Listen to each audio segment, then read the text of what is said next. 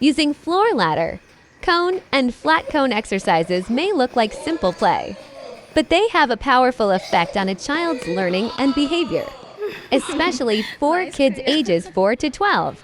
This age is known as the golden window, when the brain develops fastest through movement. As children follow patterns, step accurately, stop, turn, and change direction, their brain learns focus, control, and organization. These skills directly support classroom behavior. Regular practice helps children listen better, follow instructions, and stay seated longer during lessons. It also improves attention span and reduces restlessness and impulsive behavior. These exercises strengthen the connection between the left and right sides of the brain, which supports reading, writing, memory, and problem solving. For active children, this movement releases excess energy in a healthy way. For quieter children, it builds confidence and independence.